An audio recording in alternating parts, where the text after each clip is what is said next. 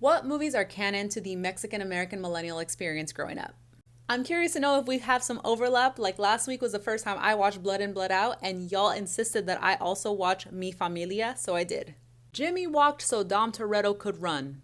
Now, on the surface, this movie has a lot in common with Blood In, Blood Out, like with the actors that appear in both films, the way it's able to shape an epic story by spanning decades, and of course, the presence of East LA in both films. And because both films center on men as the main protagonists, there is a conversation about machismo and the way that these men are able to interact with one another, show their care and devotion, express their feelings, and process the different types of challenges and trauma that they face throughout their lives.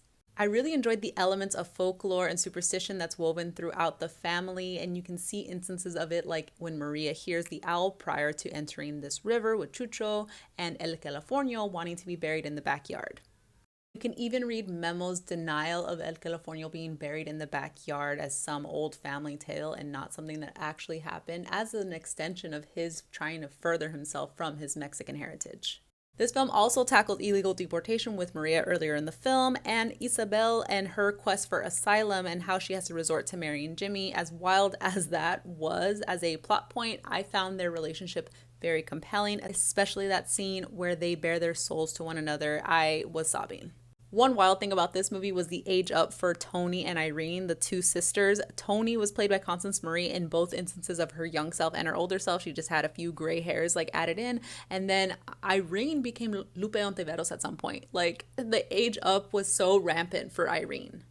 This movie had everything. There was love, there was loss, there was adventure, there was some grand storytelling. I love the setting. I love that it was all shot on location, and the soundtrack is amazing. I love that we get to see the evolution of Mexican American culture in East LA. I appreciate that there is as much drama and heartache depicted in this family's history as there are instances of joy and love and just incredible moments of family unity. This film was also beautifully directed by Gregory Nava, who also worked on another Mexican-American millennial classic. Let me know if you know the one I'm talking about. There's a really powerful one take in this film that captures the energy of the family, and it's just gorgeous. Let me know if My Family or Mi Familia is one of your classics and what other films are on your Mexican-American millennial must-watch list.